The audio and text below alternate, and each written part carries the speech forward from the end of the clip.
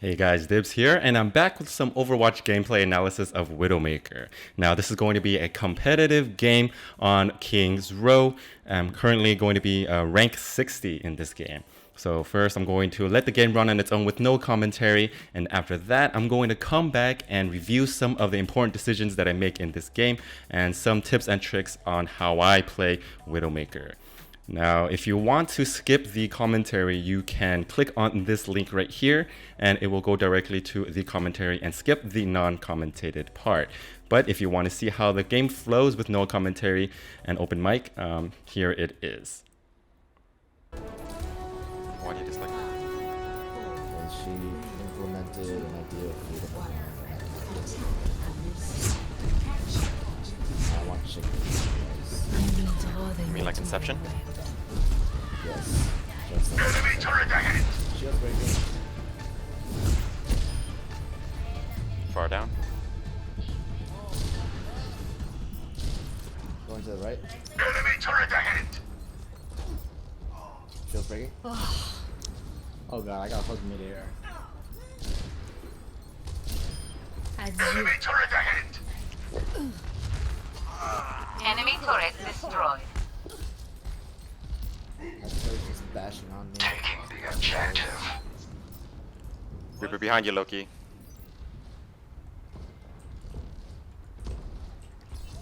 I'm taking the objective. Converge on me.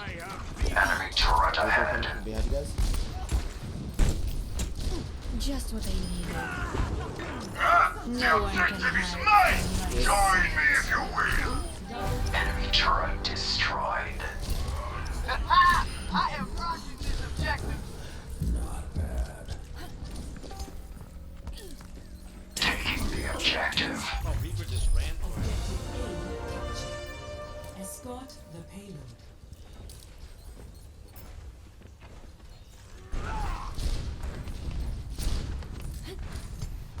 I'm on the payload and moving out. So I'm here, baby. Mercy's down. There's above us on the bridge. Enemy turret ahead. Greetings. Enemy turret destroyed. Enemy turret ahead. You must like me. Come on. Enemy turret destroyed. Shield's breaking. He's almost Enemy dead. turret destroyed. No one can hide from my sight.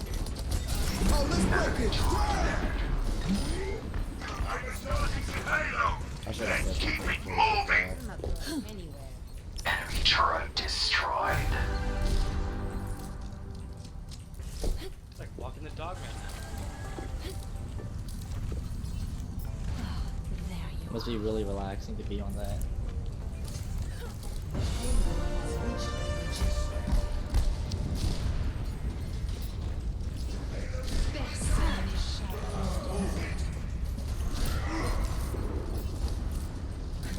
Widow in that nest.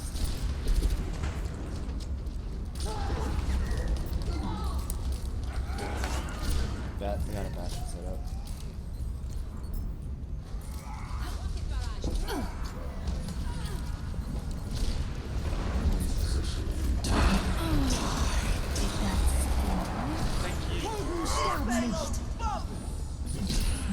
Be alert. They're back. I got no shield.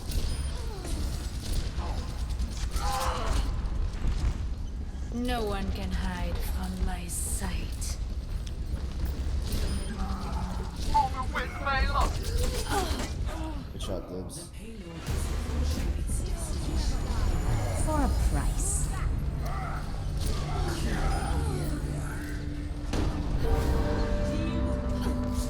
Wow.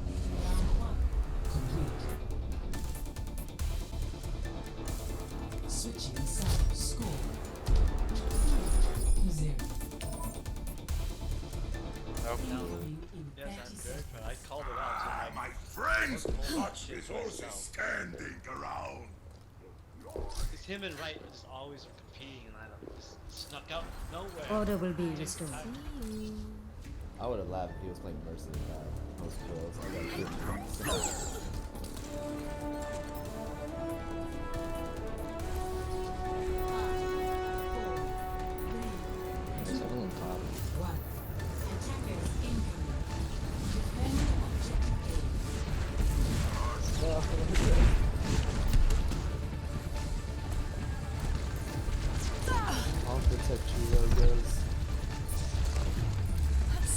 Épique, n'est-ce pas?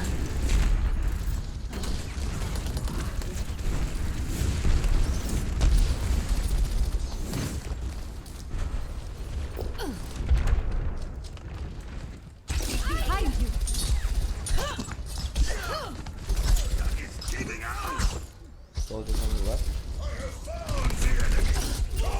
Just looking.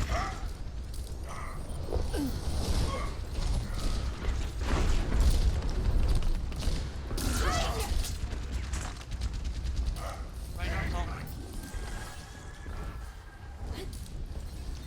Charging.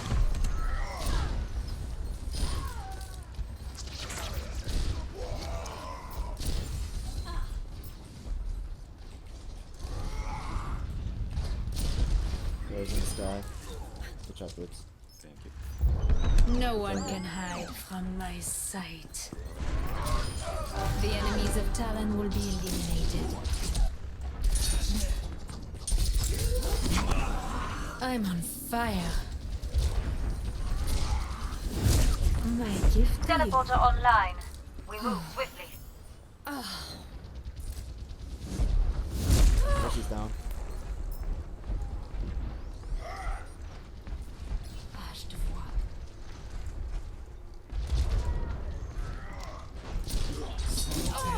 On the right.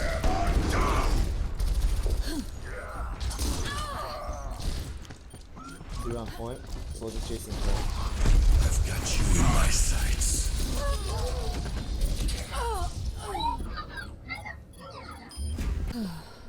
Reinforce our Now you have my defenses. attention. We must turn them back.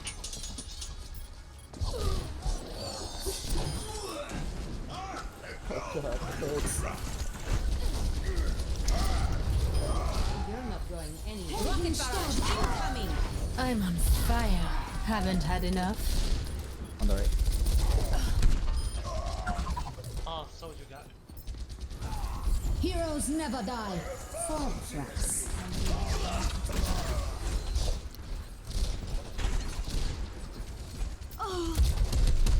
Merci. No one can hide from my sight. 60 seconds. Reinforce our defenses. We must turn them back. La veuve tisse sa toile. My ultimate is charging. Shot.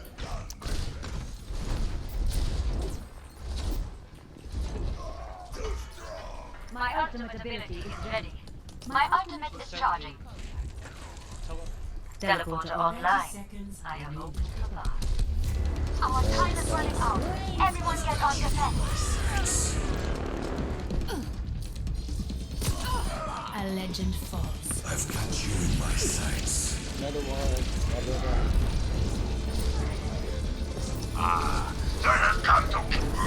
Buddy, logo's down. Heroes never die. Fortress.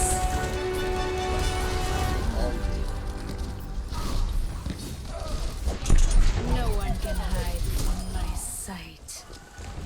No.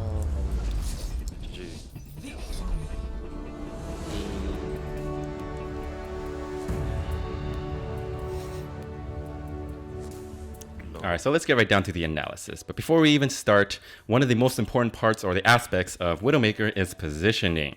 So even before we even start the match, this is a very important part because this Pharah here is making herself a very easy target.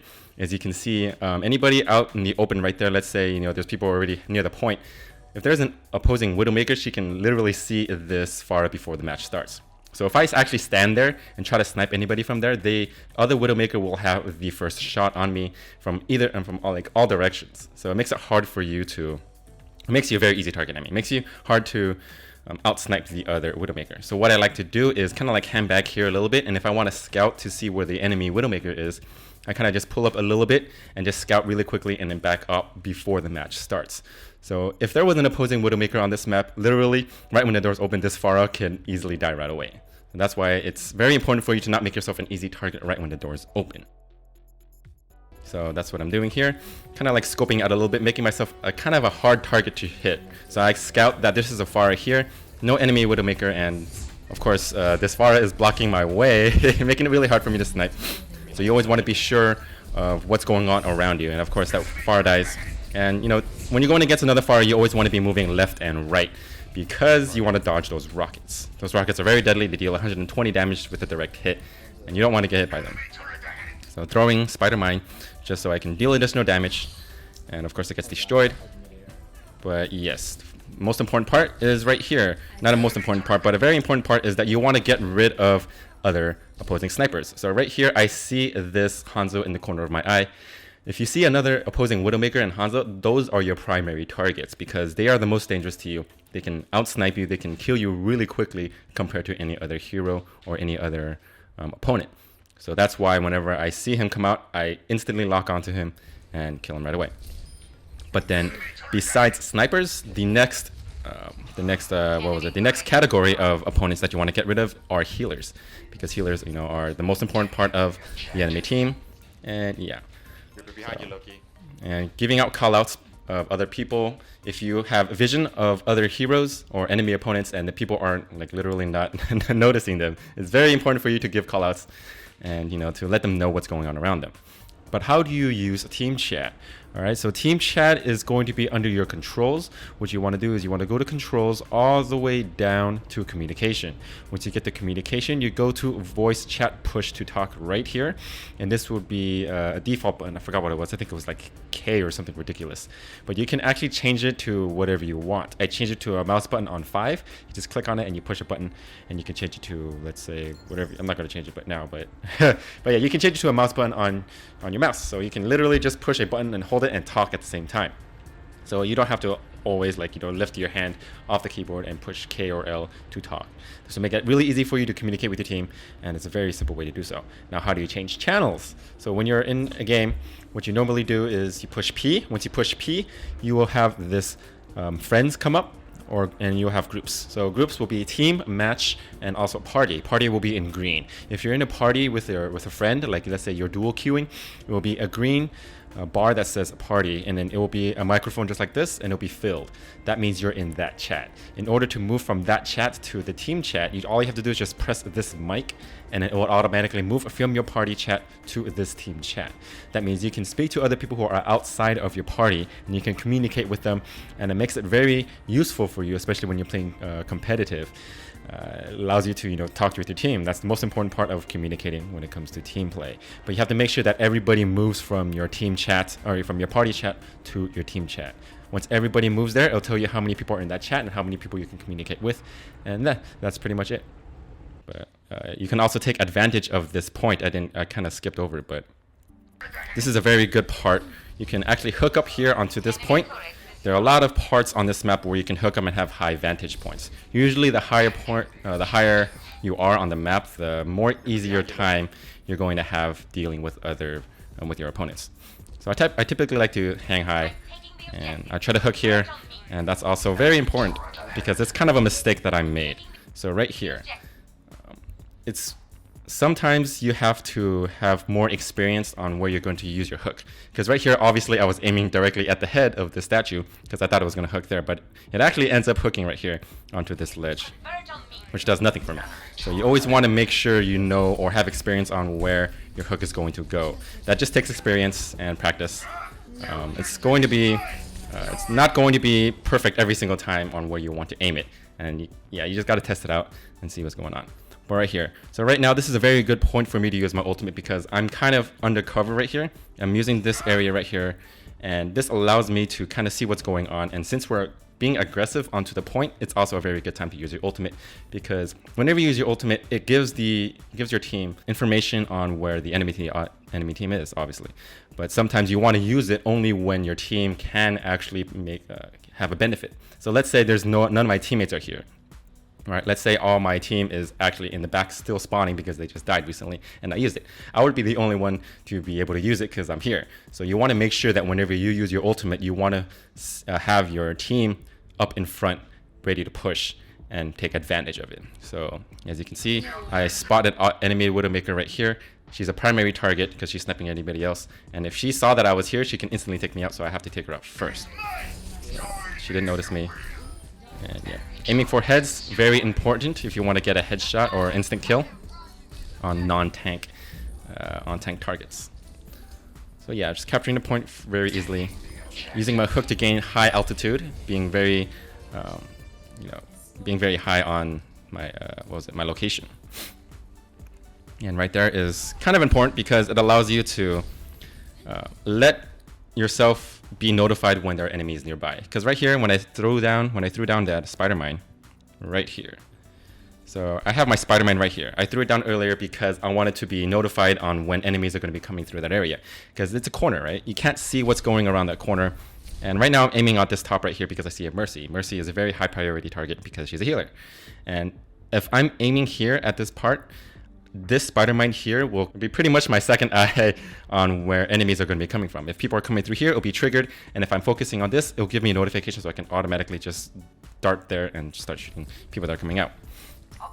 But it gets destroyed by this Torb. Of course I miss my shots because I'm bad.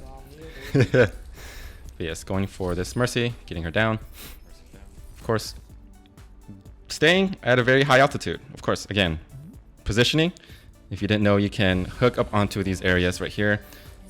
Instead of actually hooking down here and sniping from down below, where enemies can get to me very easily, I like to stand up here, where it's very hard for enemies to reach you. So there's a lot of these awnings, or these kind of like these balcony areas that you can hook up on this map. You can use it with any other map, honestly. If there are other maps that you can hook up to without being seen very easily, you should use them very often. Right here, using my jump, missing that shot. So right here, I definitely could have actually used my shot first instead of using my spider mine and throwing it there. So right here, once that Torbjorn throws down his turret, you can pretty much use your sniper shot to 100 and kill it before it starts getting built. But that was a kind of a mistake by me. I threw down the spider mine because I wanted to try to deal damage to that Torb because I thought he was going to be starting to whack at it. But eventually, he actually doesn't do it. But yeah, it takes 2 shots. It takes 1 shot to kill a level 1 turret. When it's building, at least. So I'm going back up to my spot right here. Very good vantage point in case anybody tries to pop out. Gain ultimate charge for free from Roadhog because he's a he's a good target for you to build up your ultimate because he has a lot of life and he doesn't have any damage mitigation. So right there as well. When you jump down from high parts, from high points, you can almost always use your scope and get some free shots if you can. I always use that as a I always do that whenever I can because you never know what can be in front of you when you jump down from a high point. It's very nice to just get some free shots, and I end up actually taking out that turret before it gets built. So I see that Reaper over there, and I see a Torb on the top left still. So right here is also a very important part for you to use your ultimate, because you saw that Torb up there, you saw the Reaper going down through this way, and they're kind of like surrounding you. They're getting ready to ambush you. So that's a very good point for you to use your ultimate, so you can kind of see where everybody is, and it lets your team kind of push more easily without being ambushed.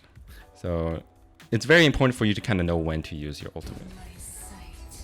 And allows you to obviously but allows you to pre-aim your shots when you see people around corners. And right there as well. So I made use of my flying hook shot right there to gain more distance. So right here, you can tell that at this angle, you're going to be going far or going pretty far forward if you use your hook shot here, because it's not a very high angle. So you kind of want to make sure that your angle is very good, or your angle is low whenever you use your hook shot to gain distance. So that's what I do here. Use my flying hook shot to gain extra distance. Not far enough, but dealing damage to this Mercy, or whenever I get or dealing damage to when I get a good, better position. So just hopping around. Not really anything important at this point, but getting a higher ground as well. So again, as you can see right here at this point, I will jump and try to aim at the Widowmaker at the same time. Just try to deal as much damage as I can. So, right here, using my jump and sniping as well. So, trying to deal damage. And right there, I listened to the enemy Widowmaker. So right here, I think it's around right here. Yeah. Yeah, right there. When you hear that Widowmaker use her ultimate, she has eyes on you before you have eyes on her. So it's a very dangerous situation for you to kind of pop out and slowly try to scope out and see what's going on. So that's one of the reasons why I kind of jump out to make myself a harder target. Because if she has her ultimate and you kind of peek out slowly, she's going to literally know when you're going to pop out. So she's going to have the first shot always. Well, I mean, if she's a decent Widowmaker, she's going to have the first shot, and she's going to most likely kill you before you can actually deal any damage to her.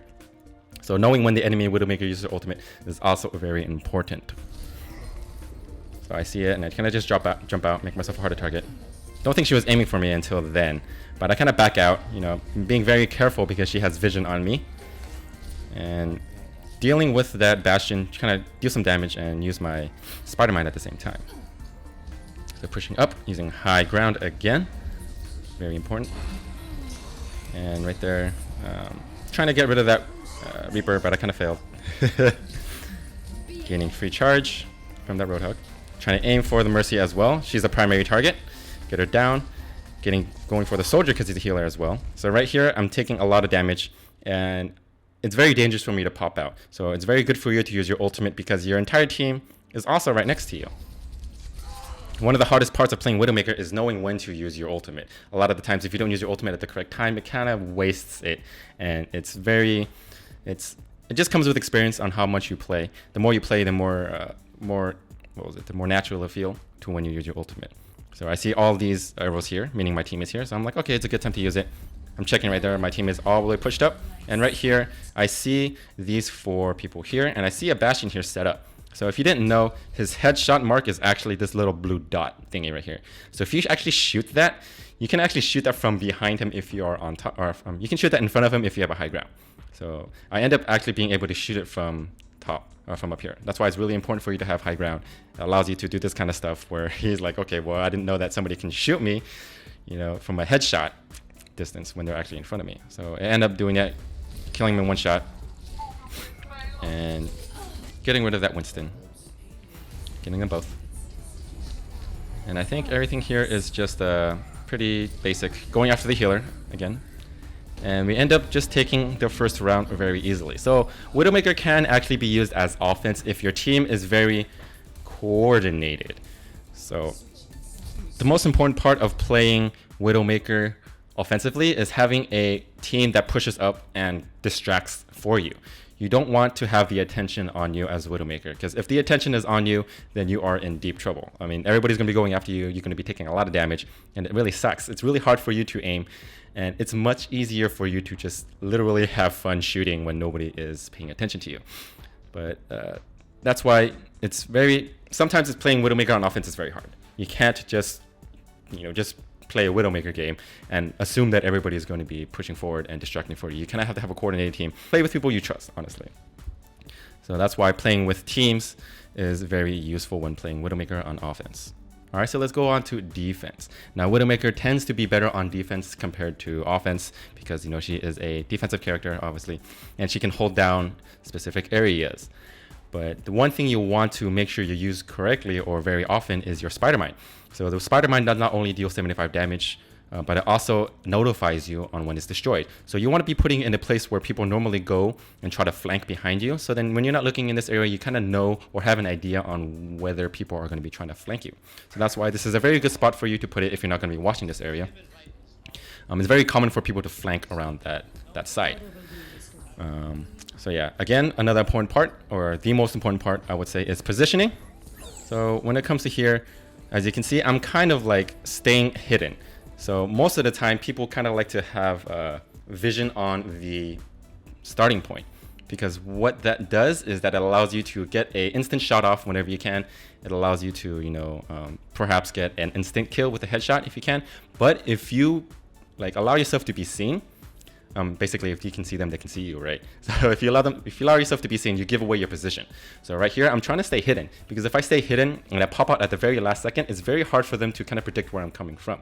And I can get a better shot off if there is an opposing Widowmaker. So I kind of stay hidden, and at the very last second, I kind of show myself and see what's going on. So right here, I'm like, okay, there's a guy there. There's a Pharah, but I missed my shot, of course, because the Pharah moved. And doesn't know I'm here, obviously. But anyway, that's not important. But yeah, definitely don't want to show your position right away when the match starts. And see that triggered sign right there. I'm pretty sure you guys saw it right there. All right, that means somebody's coming from the opposite or trying to flank. I'm pretty sure I remember seeing a Genji, and that's why I kind of know he's coming to this side. And able to get that shot. And right here, using my flying hook shot and aiming down this corridor, because there is a very high chance, not a very high chance, but there is a chance that he's going to be like standing there and waiting for me and trying to deflect me. But the thing is, if he uses his deflect, you can literally wait for him to have it wear off and then you can kill him afterwards. But it's very hard for him to predict where you're going to be coming from, especially if you use that flying hook shot. And if he were standing here, I would be able to instantly just shoot him and kill him right away because I hit him once already. So you don't have to be very accurate whenever you try to get him the second time, because if you hit him with one full body shot, it takes him down to, what was it, 150 life? 120 now. So I'll leave him with only about 80 life. So you can literally aim wherever you want on the body, and you can just shoot him again. But he ends up not being there. So I'm looking around, and I see him here. At this point, it's better for you to honestly just use your melee and your assault rifle instead of trying to snipe him, since it's very close, obviously. But yeah, just getting up to higher ground again, using my flank hook shot. Trying to get rid of this soldier, but I am missing pretty bad.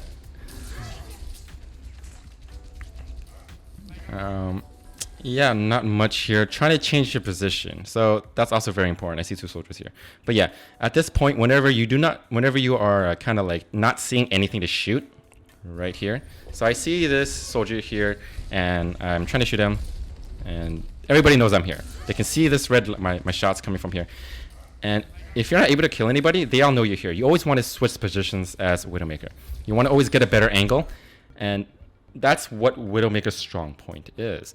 What she can do is she has this hook. She can be very mobile with it. She can move to one location to another location. And if people are expecting you to be in one specific location because you've been staying there for quite a while and you're like aiming, literally like you're tunnel visioning, they can come and flank you, and it's very dangerous if they know where you are. So that's why it's important for you to kind of like switch positions all the time and get better angles as WidowMaker. That's one of the most important parts as WidowMaker, is positioning, once again. So right now I have my ultimate. Don't really need to use it yet. So, and right there as well, listening is important. So I see this Pharah right here. I'm expecting her to be to this left side around right here, but I actually hear her fly up. And, you know, you can easily figure out that she's kind of flying in the air. So listening as WidowMaker is very important. No one can hide. And using my ultimate now because I remember seeing a soldier come down this way. I saw that soldier coming down from below, and I heard him as well. So if you use your ears, it's very good. You can hear them coming from below, and you just line up a shot and just instantly kill him. Another soldier going from that side. I see Genji here.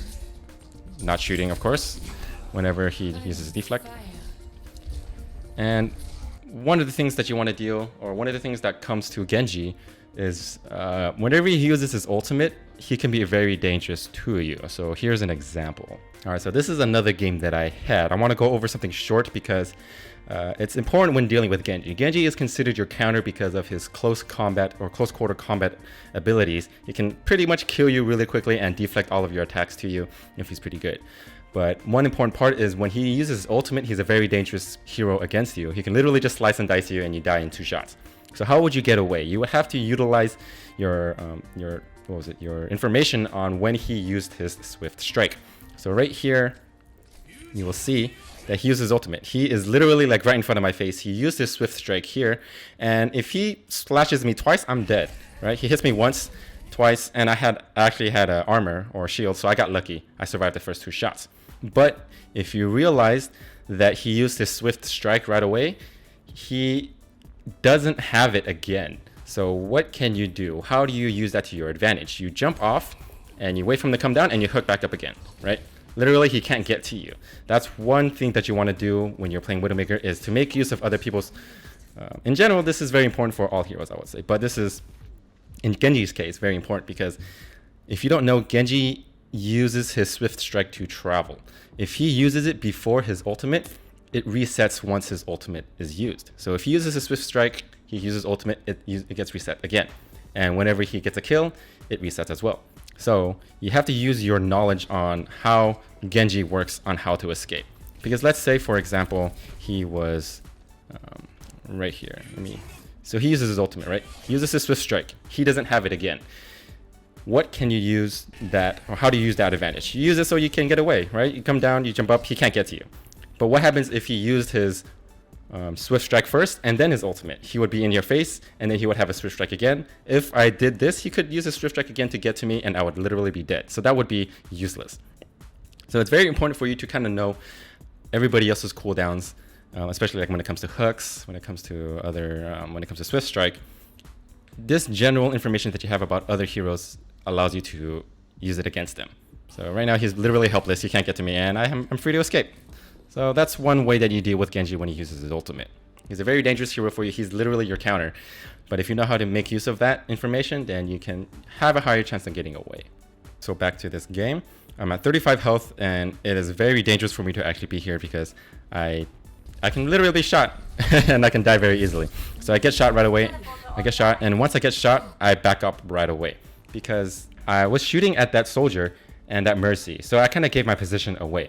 My first thought is that the soldier and Mercy or Pharah would try to come down from below. I'm pretty sure the Pharah wouldn't get there in time, but I was assuming that the soldier would come down from below and try to flank me. So this is why I was sitting here and waiting for him to pop out. It's kind of like playing mind games, you know. You kind of pretend that you're going to be shooting from up there.